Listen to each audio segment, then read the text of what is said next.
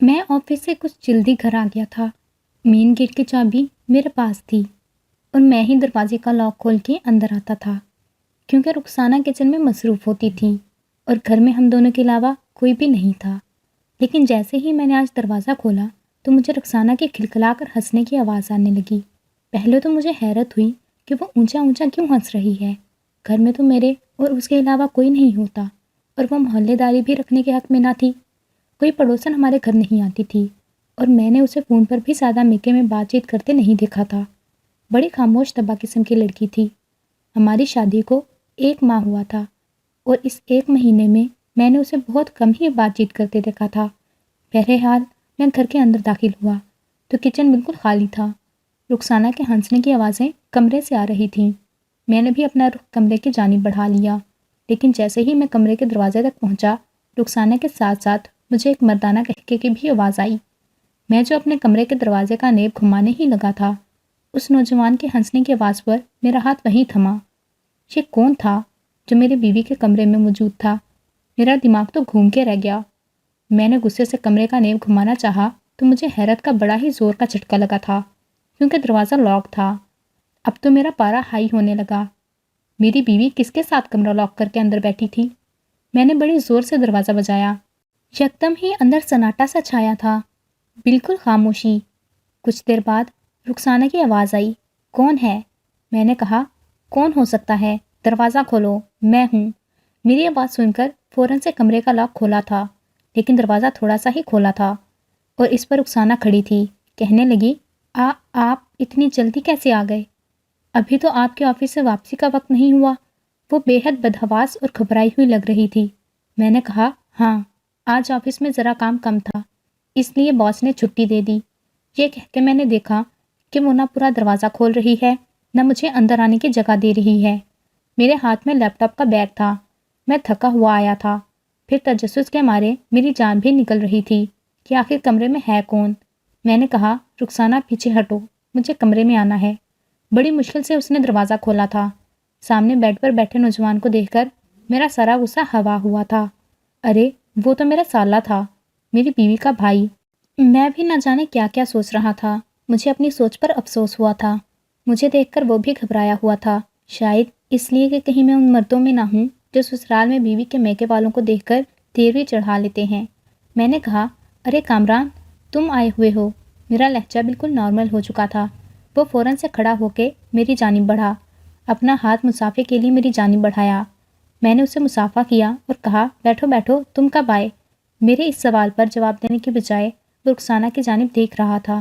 رخسانہ کہنے لگی، بس ابھی آیا ہے، آپ کے آنے سے کچھ دیر پہلے۔ میں نے کہا، تو ٹھیک ہے، اس میں اتنا گھبرانے کی کیا ضرورت ہے؟ پھر میں نے بڑی بے تکلفی سے کامران کے کندھے پر ہاتھ مارا۔ میں نے کہا، تمہاری بہن کا گھر ہے، کیوں پریشان ہو رہے ہو؟ پھر میں نے رخسانہ سے کہا، بھائی اپنے بھائی کو کھانا وانا تو دیا ہے کہ نہیں، یا بس باتوں سے ہی اس کا دل بہلا رہی ہو؟ رخسانہ بھی میرے نارمل رویے اور لہجے کو سن کر کچھ مطمئن ہوئی تھی۔ کامران کا بھی رکا ہوا سانس بحال ہوا تھا۔ میں نے کھانا ہم دونوں کے ساتھ ہی کھایا۔ کامران کھانا کھاتے ہی گھر سے چلا گیا۔ میں نے اپنی بیوی سے کہا کہ تمہارا بھائی اگر گھر آیا تھا تو کمرے میں چھپ کر کیوں بیٹھا تھا؟ گھر میں تو تمہارے علاوہ تو کوئی نہیں تھا، پھر کمرہ بند کرنے کی بھلا کیا ضرورت تھی؟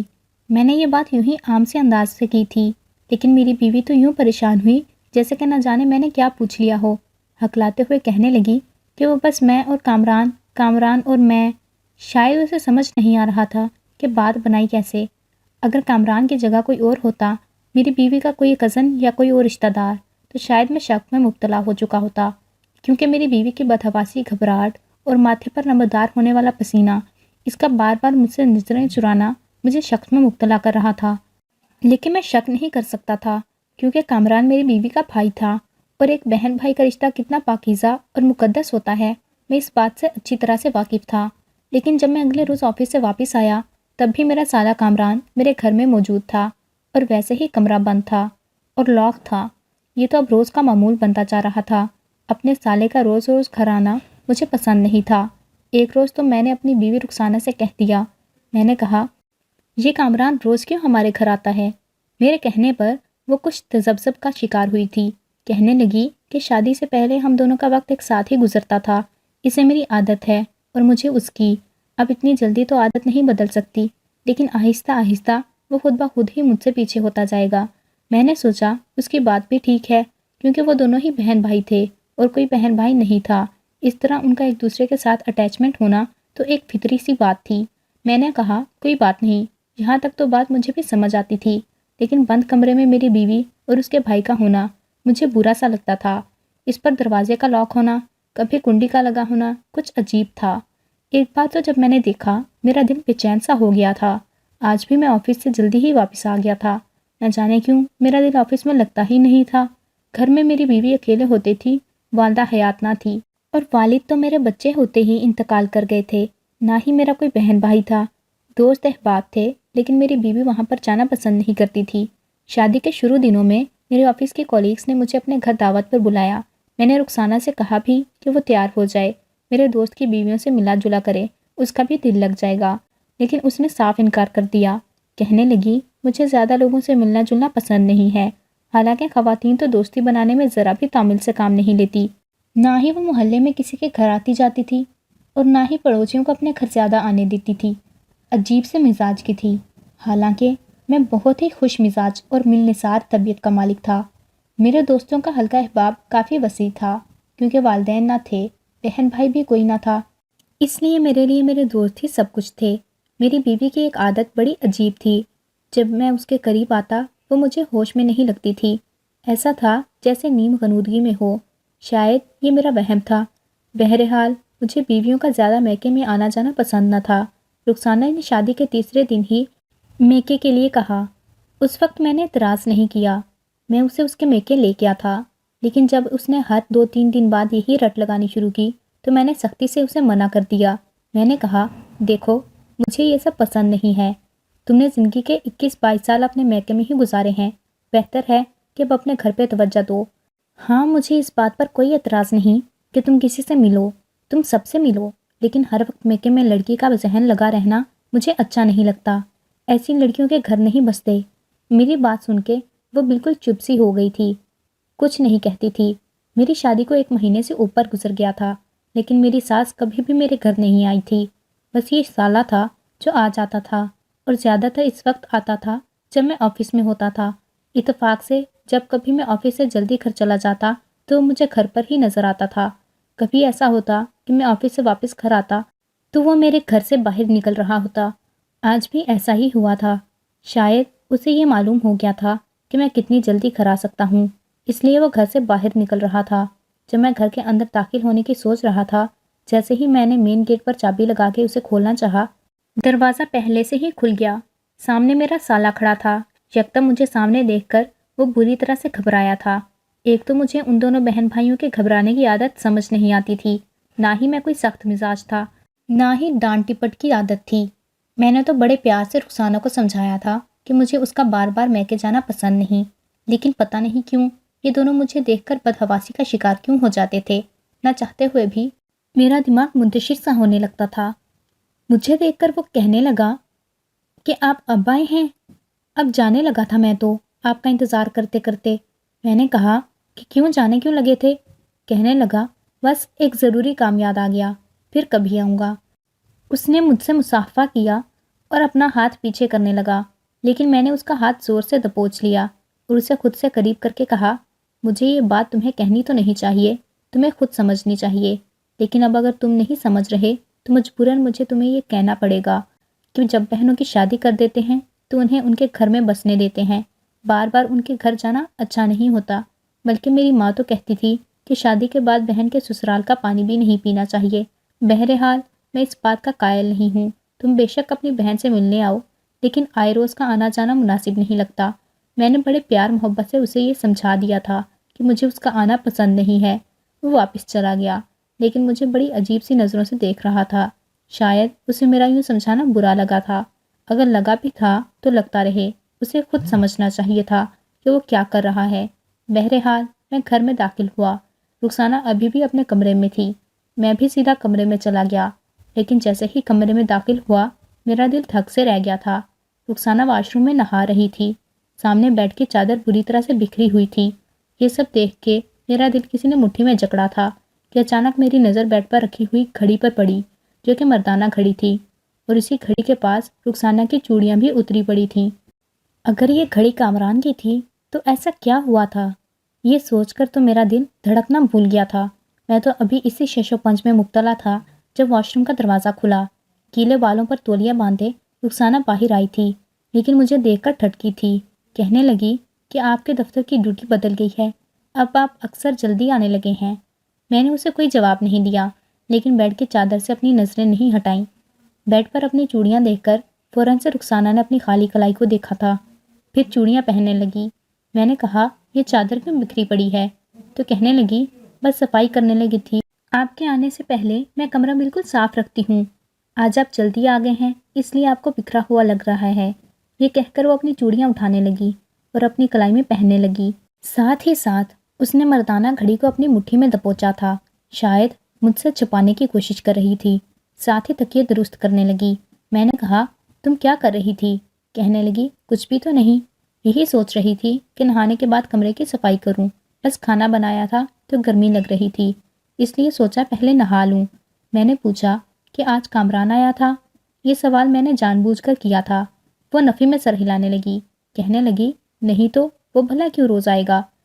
میں تو اس کے جواب کو سن کر کچھ دیر کے لیے ششدر ہو گیا تھا، کیونکہ مجھ سے جھوٹ بول رہی تھی۔ میں نے تو خود اسے دیکھا تھا۔ شاید رخسانہ کو یہ لگا کہ میں کامران کے جانے کے بعد گھر میں داخل ہوا ہوں۔ میں نے جان بوجھ کر رخسانہ کو یہ نہیں بتایا کہ میں کامران سے باہر مل چکا ہوں۔ مجھ سے کہنے لگی کہ آپ کے لیے کھانا لگاتی ہوں، آپ کو بھوک لگی ہوگی، لیکن میری تو بھوک مر چکی تھی۔ میرا دماغ سائیں سائیں کر رہا تھا، جو باتیں میں سوچنا نہیں چاہتا تھا وہ میرے دماغ میں گھومنے لگی تھی۔ لیکن جب میں رخسانہ اور کامران کے رشتے کے بارے میں سوچتا تو مجھے اپنی سوچوں پر افسوس ہونے لگتا، لیکن میں ایسا سوچنے پر مجبور تھا۔ بظاہر مجھے جو کچھ نظر آ رہا تھا، میرا دل ماہی بے آب کی طرح سے مچلنے لگا تھا۔ ایک بار میں آفس جانے کے لیے گھر سے نکلا تو میرے سامنے والے گھر میں رہنے والا پڑوسی بھی اسی وقت باہر نکلا۔ میری اس سے اچھی سلام دعا تھی۔ میں نے اس سے کہا تو وہ کہنے لگا کہ اگر تم برا نہ مناؤ تو تم سے ایک بات کہوں۔ میں نے کہا کہ برا منانے والی کیا بات ہے، تم بتاؤ۔ وہ کہنے لگا کہ تمہارے گھر سے جاتے ہیں، کچھ دیر بعد ایک نوجوان تمہارے گھر میں آتا ہے اور پھر تمہارے آفس سے آنے سے پہلے چلا جاتا ہے۔ یہ سن کر مجھے حیرت کا جھٹکا لگا تھا۔ تو کیا کامران میرے جاتے ہی گھر پر آ جاتا ہے؟ اتنے گھنٹے وہ یہاں کیا کرتا ہے؟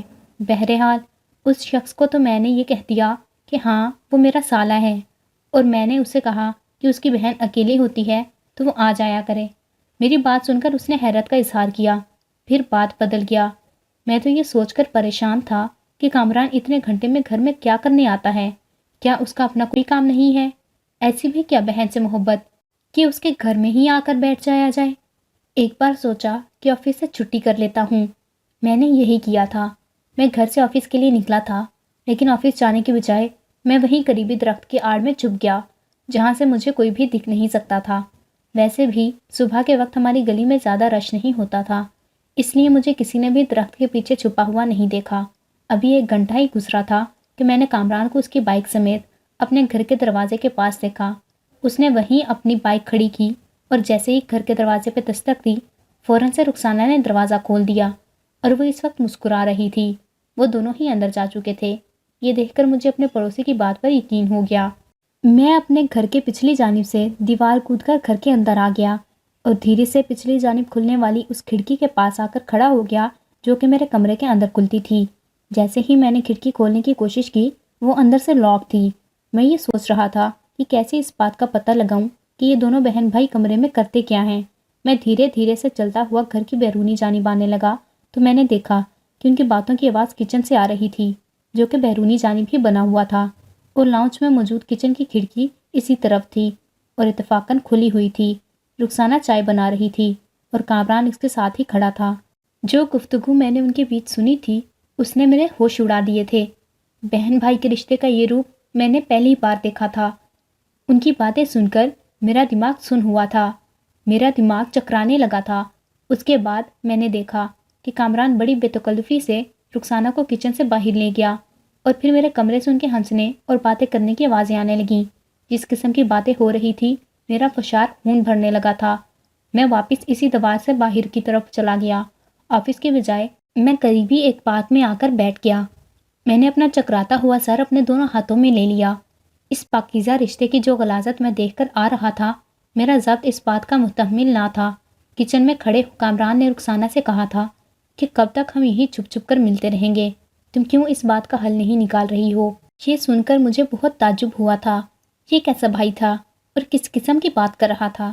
رخسانہ کہنے لگی کہ اب میرے اختیار میں نہیں ہے، میں کیا کر سکتی ہوں؟ وہ کہنے لگا کہ مجھے رات بھر نیند نہیں آتی جب یہ سوچتا ہوں کہ وہ کمینہ تمہارے پاس ہوگا، مجھے یہ سب برداشت نہیں ہو رہا۔ وہ کہنے لگی کہ میں رات کو نیند کی دوا لیتی ہوں تاکہ جو کچھ بھی ہو وہ میرے ہوش میں نہ ہو، اس لیے کہ میں اسے روک نہیں سکتی، لیکن اس کی قربت میرے لیے بھی اذیتناک ہے۔ میں ہی جانتی ہوں کہ میں یہ وقت کیسے گزارتی ہوں۔ اس سے پہلے کہ رخسانہ کپ میں چائے ڈالتی، کامران نے اس کا ہاتھ پکڑا اور اسے کچن سے باہر لے جا کر میرے کمرے میں لے گیا۔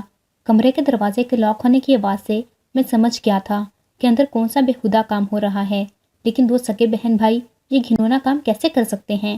میرا دماغ یہ کام نہیں کر رہا تھا۔ میں سیدھا پارک سے اٹھ کر سیدھا سسرال چلا گیا، جہاں میری ساس کے علاوہ اس وقت کوئی موجود نہ تھا۔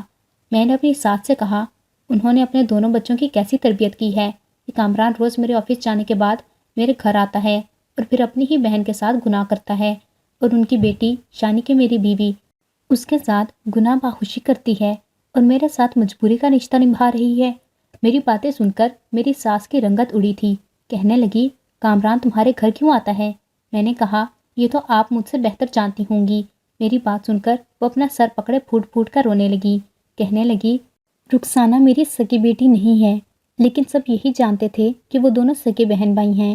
جب میں نے رخسانہ کے لیے تمہارا رشتہ دیکھا اور ہاں کر دی، اس وقت کامران مجھ سے کہنے لگا کہ میں یہ رشتہ ختم کر دوں کیونکہ وہ رخسانہ سے شادی کرنا چاہتا ہے۔ یہ سن کر مجھے بھی بہت برا لگا تھا۔ میں نے کہا کہ وہ بہن ہے تمہاری۔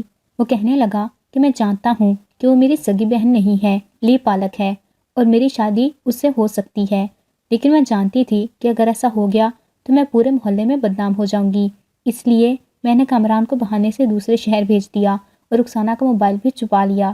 تم سے شادی کے لیے بھی جلدی کرنے لگی۔ مجھے معاشرے میں ذلیل نہیں ہونا تھا، جہاں سب کو یہ پتا تھا کہ یہ دونوں بہن بھائی ہیں، لیکن میں نہیں جانتی تھی کہ کامران ایسا بڑا قدم بھی اٹھا سکتا ہے۔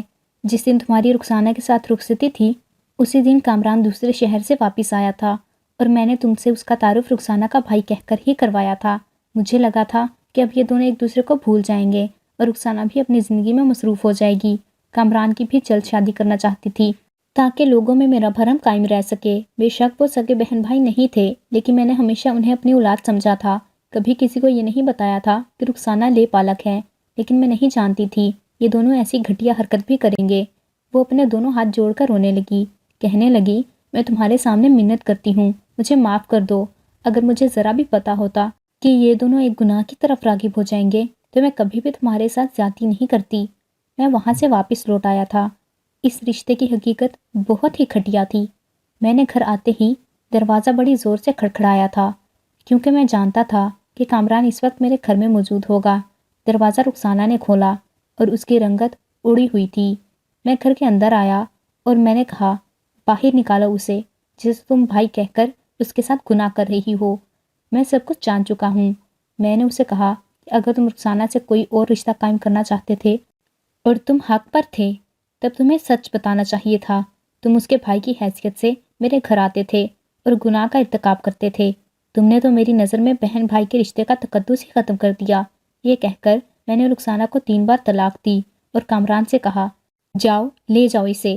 ایسی عورت جس کے لیے اس کے شوہر کی قربت ایک اذیت ہو، مجھے اسے اپنے گھر میں رکھنا ہی نہیں ہے، کیونکہ میری نظر میں ایسی عورت کی کوئی اوقات اور حیثیت نہیں جو اپنے شوہر کے ساتھ بے وفائی کرے اور دوسرے مرد کے ساتھ گناہ کرے، وہ بھی محبت کے نام پر۔